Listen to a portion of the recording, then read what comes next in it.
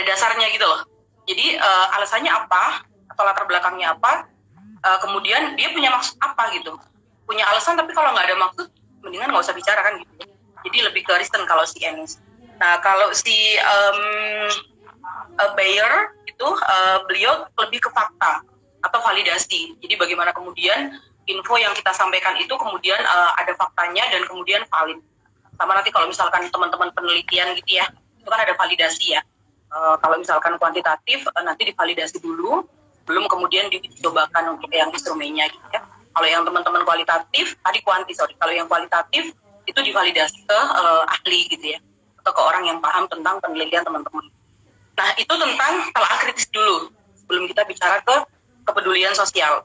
Nah teman-teman saya pikir ada aktivis yang memang Sohogi ya sudah meninggal sih, tapi menurut saya gitu ya, kalau teman-teman baca bukunya Sohogi itu luar biasa banget.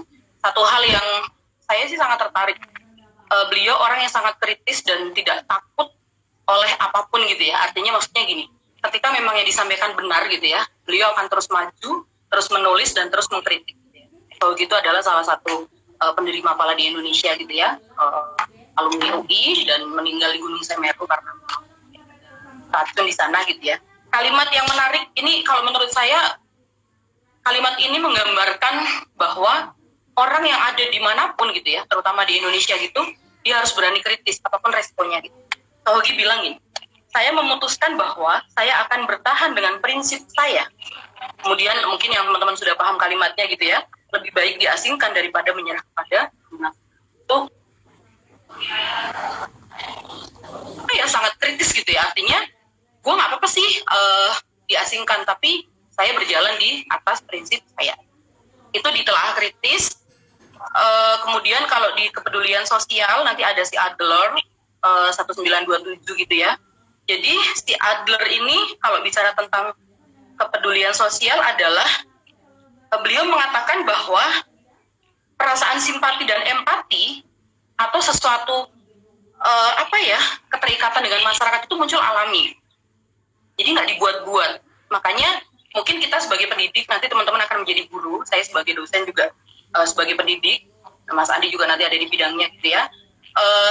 Kepedulian sosial itu alamiah sifatnya. Makanya kalau misalkan kita nanti bisa memahami karakter siswa atau mahasiswa kita gitu, orang yang berbohong itu akan kelihatan. Orang yang tidak ikhlas itu akan kelihatan. Itu kalau saya. Karena kita terbiasa mengamati orang-orang gitu ya. Jadi kalau si Adler ini bilang bahwa kepedulian itu nggak bisa dibuat-buat, itu apa adanya ya. Nah kalau menurut si Retno tentang masih kepedulian sosial, beliau mengatakan bahwa kebaikan itu selalu muncul dan selalu ada, dan itu diinginkan oleh hati dan jiwanya. Jadi sama dengan yang si Adler, tidak dibuat-buat, tapi si Retno ini lebih mengatakan bahwa aku tuh pengen banget selalu berbuat baik gitu. Bahkan ada beberapa orang yang mungkin saya gitu, kalau ngelihat orang di jalan yang kemudian mohon maaf agak kesusahan gitu, pengen nangis gitu rasanya. Tapi jangan cuma nangis, gue bisa ngasih apa gitu, misalnya paling tidak ngasih uang, atau paling tidak menemani, atau paling nggak memberikan makan, atau berdiskusi dan lain sebagainya ya. Itu kalau si Retno. Jadi Retno dan si Adler itu selaras gitu ya, bahwa kepedulian sosial ini muncul dari hati jiwa, dan itu kemudian selalu dilakukan, dan itu tuh alami banget. Itu akan dimiliki oleh semua orang ya, kalau misalkan dia kemudian mengutamakan hati dan jiwanya gitu ya, insya Allah akan ada dengan sendirinya. Nah nah sekarang ke Hizbul Waton, nanti mungkin kita lebih banyak berdiskusi gitu ya. Kalau di Hizbul Waton teman-teman sudah belajar gitu ya. Jadi pertama kali itu di tahun 1918 itu kita masih Patbinder Muhammadiyah. Itu dari diskusinya Ahmad Dahlan gitu ya, karena melihat di Solo gitu ya, ada anak-anak muda gitu ya yang baris berbaris kemudian berpikir sepertinya menarik kalau misalkan kita membuat satu organisasi atau pergerakan atau tangan panjangnya Muhammadiyah tapi di bidang kedisiplinan atau keterampilan gitu ya. Nah kemudian di 1920 Patbinder Muhammadiyah menjadi Hizbul Waton. Tahu ya Hizbul Waton, golongan yang cinta terhadap tanah. Tapi kemudian tahun 61 karena pemerintah kemudian diharapkan semuanya melebur di pramuka gitu ya. dan Hizbul Waton berarti bukan dibekukan ya, tapi memang tidak aktif ya waktu itu. Dan kemudian di tahun 99 alhamdulillah hingga sekarang Hizbul Waton kembali bangkit gitu ya, dan ya alhamdulillah banget, berarti sekitar 99 sampai sekarang itu sudah 21 ya, 21 tahun. Dan berapa tahun Mas Andi? 99 sampai 2020? 32 lebih, Bu. Hah? 99? Iya, ya. Enggak sampai lah, belum. 99 ke 20 ya. Gitu. Dan saya pikir pergerakannya sih luar biasa gitu ya, alhamdulillah. Bukan hanya di suatu yang sifatnya fisik iya, karena memang kita melihat hampir semuanya amal usaha Muhammadiyah gitu ya, yang terutama pendidikan, ya 21 tahun ya, itu sudah menggunakan seragam. Bukan fisik tidak penting, tapi memang seragam itu menjadi bagian dari PR-nya kita gitu ya. Bagaimanapun kalau misalkan kita menggunakan seragam, orang jadi bertanya. Walaupun orang banyak yang bertanya, ini apa Pramuka? Bukan, ini Muhammadiyah. Ini adalah Hizbul Waton Muhammadiyah, Panduan Muhammadiyah. Bedanya apa sama Pramuka? Pasti orang akan bertanya seperti itu. Bagus lagi kalau teman-teman suka keluar negeri atau keluar daerah yang mungkin, tapi insya Allah kalau HW di seluruh Indonesia ada. Paling tidak keluar negeri ya. Saya beberapa kali keluar dan membawa seragam HW, termasuk Pak Misriandi ya, wakil rektor kita juga. Kalau keluar negeri bawa HW, paling tidak orang bertanya, oh ini Hizbul Waton dan ini adalah Pandu Muhammad. Ya, gitu. Nah, terus teman-teman saya kira tahu kalau Hizbul Waton adalah bagian dari organisasi otonom Muhammadiyah. Ada yang lainnya ya, ada IPM, ada IMM, ada Nasyidul Aisyah, ada Pemuda Muhammadiyah, ada Tapak Muhammadiyah.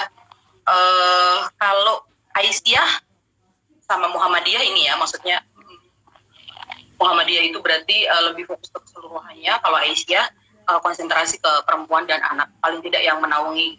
Kalau Ortom teman-teman tahu, dan Hizbul Waton adalah bagian dari Ortom Muhammadiyah. Oke, nah ini belum ke sistematikanya. Jadi gini, kira-kira teman-teman bisa melihat spirit apa di Hizbul Waton, kemudian nanti bisa bicara bahwa spirit pergerakan HW ini itu menjadi spirit teman-teman menjadi orang yang kritis dan kemudian peduli gitu ya.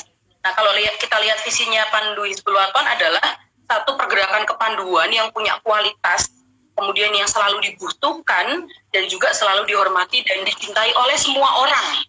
Itu keren banget. Jadi Hizbul Waton adalah gerakan kepanduan yang berkualitas, dibutuhkan, dicintai dan dihormati oleh semua lapisan masyarakat. Itu kan keren banget nih, paling nggak kita punya modal di sini ya. Oke. Nah, kemudian kalau misalkan bicara aktualisasi Hizbul Waton, nanti intinya gini, ada banyak, tapi yang teman-teman bisa tangkap adalah bahwa gerakan kepanduan Hizbul Waton itu adalah gerakan yang itu di luar normal. Artinya kalau di teman-teman UNJ, Mas Andi, karena ini mata kuliah ya, 3 SKS, ini jatuhnya formal. Karena kami Hizbul Waton ini bukan ekstra, tapi mata kuliah Hizbul Waton 3 SKS. Itu ya, jadi memang diwajibkan ke teman-teman, berarti masuknya formal. Tapi untuk tidak bilang pramuka lebih di bawah, enggak. Tapi artinya bagaimana kemudian HW ini mempunyai ciri khusus sebagai gerakan kepanduan yang konsentrasi terhadap religiusitas. Gitu ya, kalau nanti kita kemah atau Jaya Melati 1, ada pemisahan antara laki-laki dan perempuan dari kemahnya. Kemudian ada pemisahan laki-laki dan perempuan dari forum dan lain sebagainya, termasuk pengelompokan gitu ya. Jadi maksudnya itu fokus, dan kemudian kita tidak pernah melupakan sholat malam di semua kegiatan yang kita lakukan.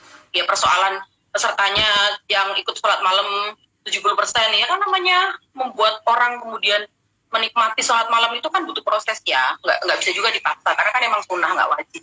Ya, tapi paling tidak kita punya spirit dan punya itikat baik bahwa semua di schedule time acara Hizbul Waton itu kita akan adakan sholat berjamaah, kemudian ada kultum, ada tadarus Al-Quran, kemudian ada sholat malam dan lain sebagainya gitu ya. Kalau misalkan pas di hari Jumat ya ada sholat Jumat dan khutbah dan lain sebagainya. Itu ya teman-teman. Nah, kemudian gini, kalau misalkan kita bicara tentang kebijakan pemerintah gitu ya, pemerintah ternyata sudah sangat konsentrasi terhadap kepedulian sosial. Jadi kalau misalkan kita lihat di sini tanggal 20 terus membedakan antara simpati dengan empati ya. Kalau simpati itu adalah kita merasakan penderitaan orang gitu ya. Kalau empati adalah bagaimana kemudian kita merasakan dan memberi solusi dan juga memberi sesuatu karena kita bersimpati. Kemudian lahirlah empati. Itu ya teman-teman ya. Simpati bagus banget, tapi bisa nggak kita menjadi orang yang punya rasa simpati, tapi kemudian juga empati. Jadi simpati merasakan, kemudian empatinya kita bergerak dan memberi gitu. Misalkan kondisi sekarang gitu COVID-19, misalnya banyak orang yang ngabuburit gitu ya dan lupa bahwa ada COVID-19, kamu bersimpati dong. Tapi jangan cuman ya udahlah biarin susah dibilang.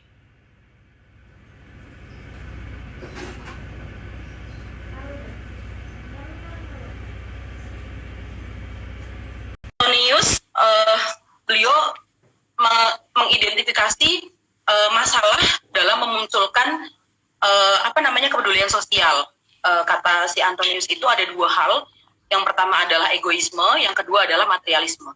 Jadi si Antonius ini bilang bahwa jiwa dan hatinya orang itu baik, bersih, dan alamiah, punya keinginan melakukan kebaikan.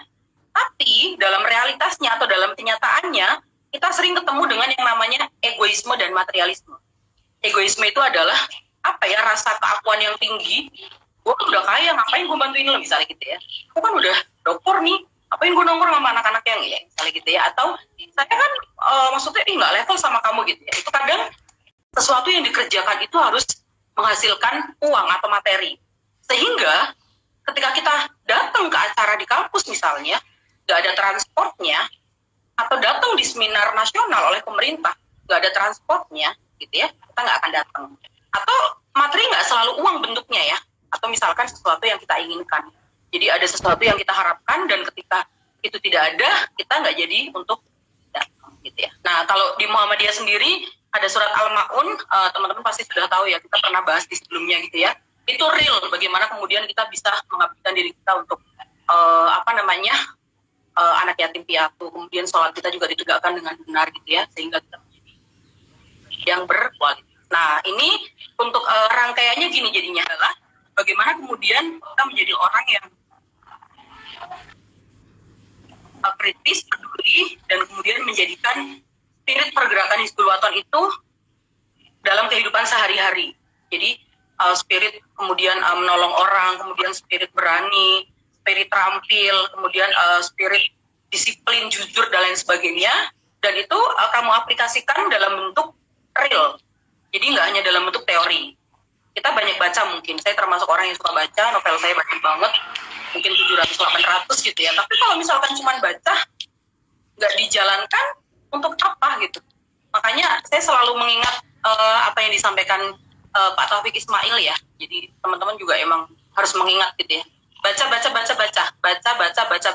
baca, kamu akan bisa berbicara dengan benar dan kamu akan bisa menulis dengan baik dari membaca itu. Jadi semuanya harus sinergi ya teman-teman ya. Emang dasarnya kita baik, kita juga punya prinsip, agama kita juga insya Allah bagus, kemudian kita bisa melaksanakannya dengan benar gitu ya. Nah kemudian persoalan-persoalan yang ada di sosial, kalau saya nih Mas Andi gini, gak usah melihat yang jauh deh gitu. Kalau kita di Muhammadiyah jelas ya, kita sepakat berdakwah di organisasi lebih efektif dan lebih oke daripada sendiri. Kita udah sepakat sama itu ya. Kenapa kita melalui organisasi Muhammadiyah? Entah di Ortomnya, di Hizbul Wathan, di IPM, IMM, NA, Tapak Suci gitu ya, Aisyah gitu ya, semuanya bisa, oke, gitu ya. Tapi kemudian bisa nggak kita melihat persoalan sosial itu dari hal yang kecil dulu? Jadi persoalan sosial di keluarga kita apa, kita harus selesaikan. Persoalan sosial di tetangga kita apa, kita harus selesaikan. Persoalan sosial di teman sebaya kita apa, kita harus selesaikan. Jadi di Muhammadiyah juga sama kok, untuk bisa membuat program itu kan kemudian program yang ada nih di level pusat gitu ya, wilayah, itu juga munculnya dari bawah. Jadi masukan-masukan dari ranting itu kemudian digodok, ya kan, kemudian diakumulasi dan kemudian dipetakan nih. Ini masalah sosial pendidikan, ini adalah masalah misalkan perempuan, masalah anak, masalah pekerjaan ya, ekonomi, masalah lainnya gitu dipetakan, kemudian menjadi program besar dari Muhammadiyah, dan program itulah yang diharapkan bisa kayak menaungi dan kemudian menyelesaikan persoalan itu. Walaupun nggak 100% karena kita punya negara. Muhammadiyah itu kan hanya menjadi bagian dari negara. Tapi nggak ada salahnya kemudian Muhammadiyah punya spirit untuk menjadi bagian yang besar dan kemudian merubah sesuatu yang ada di. Saya kira itu Mas Andi. Silahkan saya kembalikan ke hostnya biar bisa diskusi dengan mahasiswa. Ya, terima kasih atas paparan yang disampaikan oleh Ibunda Sri Imawati pada ngobrol sore kali ini. Mungkin apabila ada mahasiswa yang ingin bertanya, nanti langsung dituliskan di kolom komentar ya Bunda ya. Siap. Ayo teman-teman.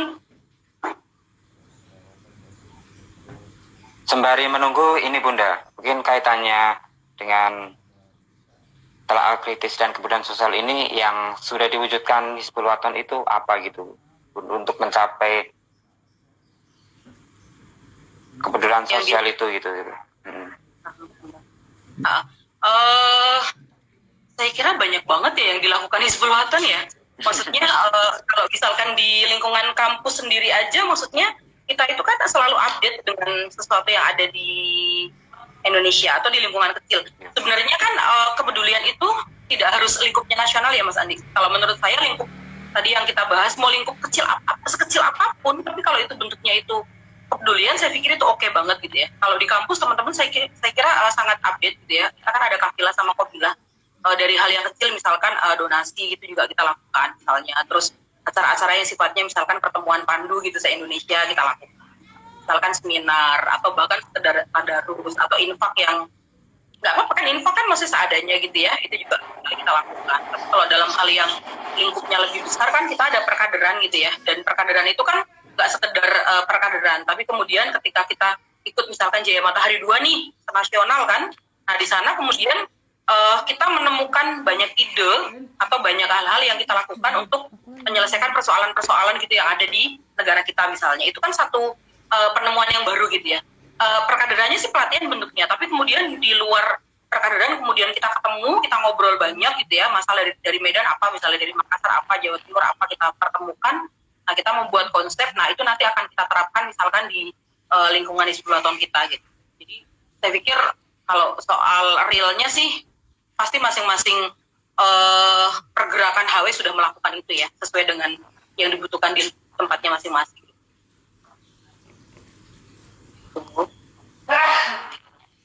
Itu ada yang nanya kayaknya Mas. Iya Bunda, ini ada yang nanya dari, saya bacakan ya Bun. Dari @Hadi_Rizky _Kun. Bunda, apakah ada tips untuk kita para pelatih atfal agar mudah memberikan trigger ke peserta didik yang masih belia untuk mudah mengeluarkan rasa empati tentang kondisi di sekitarnya, Bu? Apa ya, ini kebetulan mahasiswa saya juga teman-teman di PGSD juga ya, nanti berarti mereka ngajarnya akan di SD gitu ya, dan alhamdulillah sih beberapa sekolah SD Muhammadiyah di sekitar UMJ itu mereka sudah ada Hizbul Wathannya dan aktif gitu ya, dan teman-teman mahasiswa juga ketika melakukan magang gitu ya, mereka juga membantu. Jadi kan ada eskul HW misalkan hari Sabtu gitu ya, itu juga mahasiswa dilibatkan gitu kan di acara eskul Hizbul Wathannya gitu. Kalau saya sih, saya bukan guru di SD, tapi saya pikir karena kita di PGSD, kita sih menelaah tentang psikologis teman-teman sekolah dasar gitu ya. Saya malah justru lebih tertarik melihat teman-teman SD dibandingkan yang SMP atau SMA atau SMK gitu ya. Jadi kalau menurut saya sih, teman-teman di atfal itu kan lebih pada persoalan apa ya, maksudnya yang misalkan kita lebih kasih kayak game, tapi game yang ceria sifatnya gitu ya. Terus kalau nggak game ya nyanyi gitu, dia seneng. Terus sama kita kasih hadiah gitu. Jadi hadiah kan tidak selalu salah ya. Ketika misalkan hadiahnya maksudnya misalnya sifatnya tidak memberatkan si pelatih misalnya, kan pasti ada kas juga ya di sekolah gitu kan. Nah maksud saya emang itu harus dilakukan. Tapi kalau misalkan kayak kondisi apa ya alamiahnya gitu, lebih alamiah di atfal kalau menurut saya. Karena mereka itu kan nggak ada kepentingan apapun, dan saya pikir ketika mereka datang di eskul pun gitu ya, seharian dari pagi sampai siang, mereka nggak keberatan gitu, karena mereka ngerasa bahwa ya aku seneng banget, bakal nyanyi-nyanyi, bakal main-main, bakal lomba misalnya, bakal dapat hadiah gitu. Bahkan pas saya baca novel atau bukunya Umar Khayyam, wow, di situ luar biasa beliau menganggap apa ya tukang kebunnya, dan kemudian si tukang kebun ini dibolehkan mengajak istri dan anaknya di rumah, anggap keluarga dan anaknya disekolahkan. Jadi maksudnya tuh beliau ingin bilang bahwa, loh kenapa? Dia memang kerja di rumah saya, tapi dia keren gitu loh, dan dia layak diberdayakan gitu. Jadi maksudnya untuk bicara sosialnya, teman-teman kayaknya harus membaca novelnya Pak Umar Khayyam. Itu keren banget. Yang lain-lain saya pikir Terelie juga oke. Terelie juga saya kira walaupun ada yang fiksi-fiksinya, tapi saya pikir di situ tuh ada pencerahan tentang kalau kita pengen maju, pengen hebat, kalau negara ini pengen keren, harus berani menerobos yang memang belum ada. Itu kan di serial Bumi, Bintang, Komet, Matahari itu kan keren banget gitu ya. Saya pikir nggak mungkin sih dalam dunia ini, gitu Mas. Karena saya mau membaca novel Mas Andi. Oke, lanjut Mas. Ini Bun, saya mungkin memulai pertanyaan lagi Bun. Mahasiswanya nggak pada nanya ya? Mungkin sembari nunggu mereka bertanya Bun.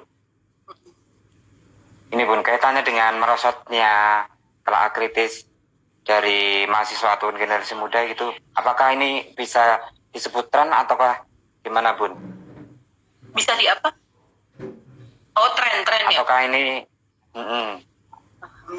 karena memang banyak generasi muda yang saat ini tuh lebih ke senang memblow up dirinya sendiri gitu loh Bu, daripada memblow up kepedulian sosialnya gitu loh Bu. Apa yang ia baca gitu loh Bu. Siap. Saya jadi mau cerita ini Mas Andi. Kita punya sosmed semuanya oke ya, nggak ada masalah. Tapi harus menempatkan sosmed untuk sesuatu yang bernilai gitu. Saya memang membedakan kondisi sosmed ya. Instagram misalkan untuk mahasiswa, teman-teman Jackmania, teman-teman pendaki, teman-teman klub motor dan lain sebagainya, anak muda semuanya.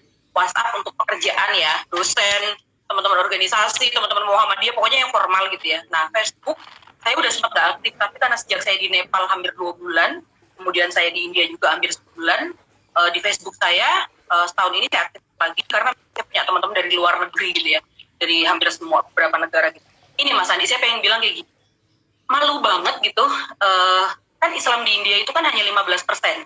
Walaupun presentasinya itu kemudian dengan Indonesia sama, karena kan India 1,3 M. Penduduknya 1,3 M. 15%-nya kan sekitar 200 juta sekian dong. Islam di orang di Indonesia kan 200 sekian juga. Artinya gini, kalau bicara kemudian jumlahnya berarti Islam di India dengan orang Indonesia sama. Tapi kalau bicara di Indianya kan berarti minoritas dong, dari 1,3 M gitu ya.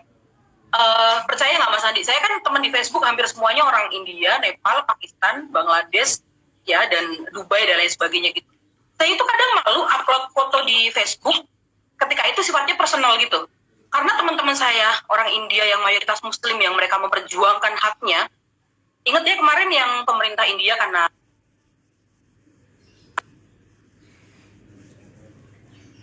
melegalkan satu undang-undang yang itu mendiskriminasi orang Islam gitu ya. Jadi hampir semuanya Facebooknya orang Islam di India yang temenan sama saya itu nggak ada yang sifatnya pribadi. Jadi semua yang mereka unggah itu adalah perjuangan umat Islam, kemudian dorongan ke orang Islam yang menjadi korban, kemudian bantuan, kemudian mengkritik kebijakan pemerintah. Demi Allah itu hampir mungkin 90% Facebooknya orang India yang Muslim, nggak ada yang isi sifatnya pribadi. Semuanya bersifat kegiatan keagamaan, sosial, dan mengkritik. Itu tuh masih ada sekarang Mas Andi, masih ada sekarang. Mohon maaf, kita lebih senang upload makanan misalnya gitu ya, di tengah begini keadaannya. Terus selfie itu boleh, tapi seperlunya maksudnya gitu ya. Saya pikir, aku nggak tahu deh itu apa ya. Itu klaim yang ada di sini kali ya Mas Andi ya. Maksudnya memang kondisi kita yang karena nyaman, aman, dan nggak ada masalah kali ya. Maksudnya gini, kita kan sedang bahagia kan sekarang nggak ada apa-apa gitu loh maksudnya. Tidak seperti mereka yang sedang memperjuangkan supaya undang-undang itu nggak disahkan sehingga orang Muslim di India itu bakal diancam kebuang dari negaranya sendiri gitu loh. Itu Mas. Ada yang nanya kayaknya ya? Oh ya, terima kasih. Ini ada yang nanya dari Septian HD Bu. Bagaimana sikap kita dalam memberanikan melakukan aksi peduli sosial karena masih banyak generasi muda yang sekarang malu dan takut untuk melakukan kepedulian sosial Bu? Kalau menurut saya kok nggak malu dan nggak takut deh. Saya lebih ngelihat cueknya, tahu Mas Andi. Enggak, dia kalau kok malu itu maksudnya gimana ya? Malu itu kan maksudnya orang zaman dulu, kata ibu saya, nggak berani berduaan sama cowok karena memang pacaran tuh nggak pantas gitu maksudnya. Gitu. Atau gini maksudnya, teman-teman harus tahu juga, perempuan muslim di India itu nggak boleh upload dirinya di sosmed. Jadi kalau mereka harus upload diri itu dari belakang, punggung. Nggak boleh mengupload dirinya. Dan teman-teman Islam perempuan di India itu hampir nggak pernah mengekspos dirinya gitu. Itu kan malu dalam hal kebaikan dong kalau kayak gitu ya. Maksudnya ya emang harusnya kan begitu kan. Mereka nggak pacaran, mereka nggak berduaan gitu loh. Maksudnya itu kan malu dalam hal kebaikan dong. Tapi kalau menurut saya dalam hal kepedulian sosial sih, kalau teman-teman misalkan sekarang terlihat tidak fair, bukan karena malu dan takut sih. Nggak tahu deh, cuek menurutku. Jadi apa ya, teman-teman sekarang itu udah kayak, ini hal kecil loh Mas Andi. Ngobrol nih ya sama dosen misalnya, terus megang HP. Kita aja udah coba untuk HP kita taruh di samping, kita tutup. Itu kan maksudnya kayak tanda ya, oh kamu mau ngobrol sama aku nih, berarti HP aku tutup, bener nggak? Iya. Dan kita juga nggak bawa HP ke kelas, kecuali misalnya penting gitu loh. Tapi ada mungkin oknum gitu ya, kok bisa sama dosen kok ngobrol megang HP gitu loh maksudku. Mohon maaf, ini hal kecil saja gitu. Jadi untuk wilayah yang sifatnya substansi aja, orang udah nggak peduli gitu. Itu hal kecil banget gitu. Jadi kalau menurut saya sih bukan malu dan takut, tapi nggak tahu deh, coba deh kita back to person, kemudian terus merefleksi gitu ya. Selama usia misalkan teman-teman yang 19 tahun, 20 tahun, 21 tahun gitu, hal prestasi apa yang sudah dilakukan untuk keluarga, organisasi, dan untuk negara gitu.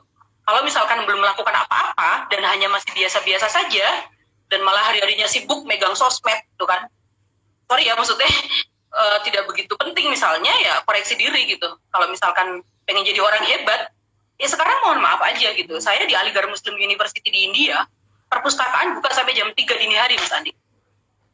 Dan mahasiswa yang saya lihat di Aligarh Muslim nggak ada yang megang HP, semuanya HP-nya di tas. Yang mereka pegang seperti yang saya lakukan ketika S1 di UNES, belakang ransel, ini buku. Itu masih ada di Aligarh Muslim University di India. Saya nggak melihat mereka ngeluarin HP. Bahkan ketika ada perempuan-perempuan muslim pakai cadar yang aksi di fakultas, nggak ada yang ngerekam tuh. Serius, padahal mereka keren gitu. Yang ini kan laki-laki banyak banget tuh mahasiswa yang laki-laki. Yang aksi tuh yang perempuan pakai cadar, kan mereka rata-rata pakai cadar gitu ya, karena emang nggak boleh dilihat. Itu nggak ada yang ngerekam loh. Itu coba bayangin kalau misalkan itu berada di negara kita gitu loh. Iya nggak sih, orang orasi, wah direkam. Orang kecelakaan, saya berkali-kali nolongin orang kecelakaan Mas Andi, saya berhenti. Orang pada ngerekamin, saya bilang gini, ada yang mau nolong nggak? Kalau nggak ada, saya yang nolong. Saya nggak pernah takut kehilangan uang untuk nolong orang yang kecelakaan. Karena pasti semua keluarganya yang saya tolong mengganti uang yang saya keluarkan. Belum pernah sampai hari ini uang saya nggak diganti sama keluarganya, mau sebesar apapun uang itu. Nggak mungkin ada keluarganya tidak mengganti uang kita, sementara keluarganya ditolong gitu loh Mas Andi. Itu kalau menurut saya sih cuek aja sih, bukan karena takut dan malu. Lanjut Mas. Mas Andi ini pemalu nih kayaknya orangnya deh. Mahasiswa ya? Yang Mas Andi, yang mahasiswa ya? Bunda Srimawati ini memilih tema ini untuk teman-teman mahasiswa ataupun teman-teman HW itu Bun. Manfaatnya terpenting apa gitu Bun? Oh, tema yang telah kritis ini. Iya, ya karena maksudnya saya di Nepal 2 bulan, ternyata umat Islam hanya 5% di sana. Saya di India hampir sebulan, cuma 15% di sana. Terus saya melihat kalau saya nawarin buku ke mahasiswa tuh kayaknya langsung gitu. Aduh, saya sampai kadang bilang gini, kamu makan aja habis 80.000, 100.000, it's okay, no problem. Tapi giliran beli buku yang 70.000, kamu belinya bajakan yang harganya 25.000, misalnya gitu ya. Padahal buku itu nggak bakal usang Mas Andi. Buku saya dari S1 novel itu masih ada di sini semuanya dan nggak pernah hilang, dan masih di kerdus banyak banget belum saya keluarkan itu. Maksudnya kenapa ini? Karena saya berharap teman-teman sudah mulai back to person, melihat selama usianya sekarang nih 20 tahun, 19 tahun gitu, sudah melakukan hal hebat apa untuk paling nggak untuk keluarga, untuk organisasi, teman sebayanya, dan untuk Indonesia. Kalau belum sama sekali, aduh kayaknya udah mulai harus berpikir gue mau ngelanjutin hidup apa enggak nih. Kalau mau dilanjutin ya nggak mungkin dong jadi orang biasa-biasa saja kan. Saya udah selesai S3 Mas Andi, tapi saya sekarang masih apply beasiswa S3 di India. Doain semoga diterima. Kalau misalnya diterima, saya nanti akan ngulang S3 di Kolkata, ambil 3 kampus, nanti dipilih salah satu. Nah kalau misalkan diterima, saya berangkat ke India tahun ini, dan insya Allah ngulang lagi S3-nya. Karena buat saya, kuliah itu nggak ada kata berhenti. Belajar itu nggak ada kata berhenti sampai kita mati. Karena kalau kita berhenti, berarti mendingan mati sekarang daripada kita lanjutin. Itu, Andi. Iya Bun, Gimana? mungkin bisa disampaikan juga Bun terkait alasan untuk jatuh cinta kepada membaca itu dan jatuh cinta kepada buku itu apa gitu Bun. Soalnya kan teman-teman mahasiswa dan generasi muda saat ini tuh bahkan tidak menyentuh ke hal itu gitu loh Bun. Ini 900 loh novel, saya bisa baca cuma 4 hari. Dan itu ada yang 1000 lebih novel, harganya 150, saya baru beli. Gimana ya? Saya tuh kayaknya membaca, kalau sudah baca ya jangan diganggu dengan yang lain, HP-nya dimatikan. Bahkan HP saya itu silent sepanjang masa, Mas. Jadi mohon maaf kalau balas WhatsApp lama dan lain sebagainya gitu, karena saya merasa saya butuh sosmed, tapi saya nggak mau diperbudak oleh sosmed. Bahkan mungkin kadang Pak Ade kan, wah Mbak Ima ditelepon, wah udah biasa, udah nggak ada yang kaget. Mohon maaf ya teman dosen, udah nggak kaget kalau nyari saya susah gitu, karena emang HP-nya sangat silent sepanjang masa, nggak pernah saya deringkan gitu. Jadi nggak tahu, buku itu tuh kayak memberikan energi gitu.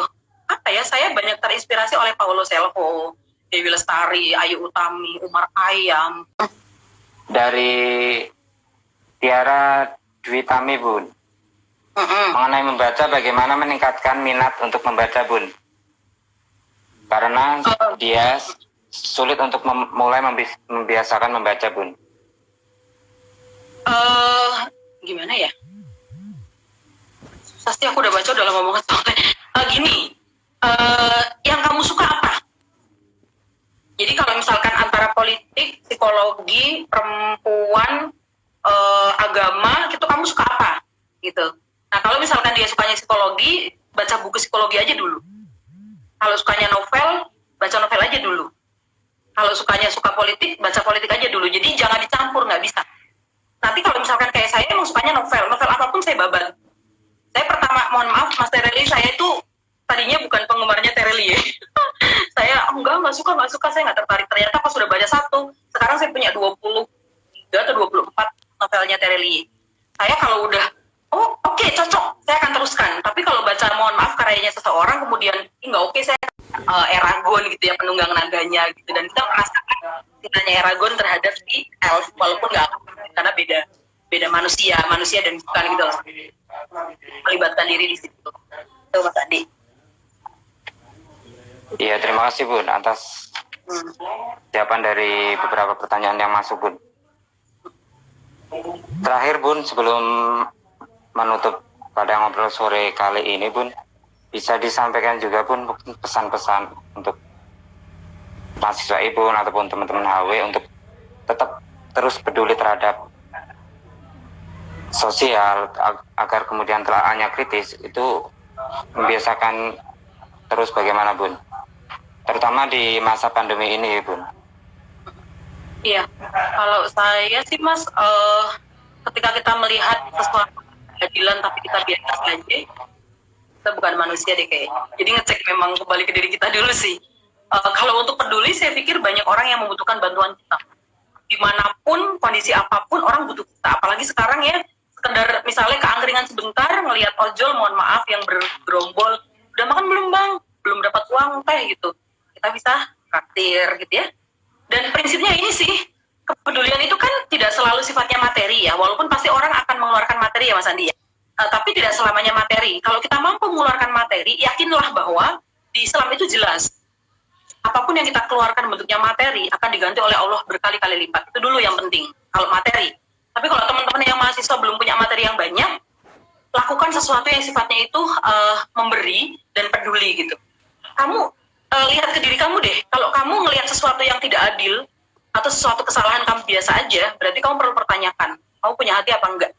Tapi kalau kamu masih merasakan simpati dan empati terhadap apapun masalahnya, yakin kamu masih orang baik. Dan lakukan aja, nggak usah mikir mau nolong orang kecelakaan, mau teman kamu yang curhat minjemin uang kalau ada, nasihatin teman kamu yang males skripsi, ya kan, nasihatin teman kamu yang nggak pernah online padahal sekarang online semuanya, itu kan kebaikan. Jadi dari yang kecil sampai yang besar itu lakukan saja. Saya pikir Allah tidak akan menilai dari besar kecilnya ya Mas Andi ya. Jadi maksudnya kalau itu kebaikan, saya pikir walaupun kecil insya Allah ada nilainya di mata Allah. Saya kira itu Mas Andi. Ini ada yang nanya lagi Bun. Dari Dita Ani Safira Bun. Bagaimana cara kita sebagai pemuda mencintai dan menyukai gerakan kepanduan Hizbul Waton, Bun?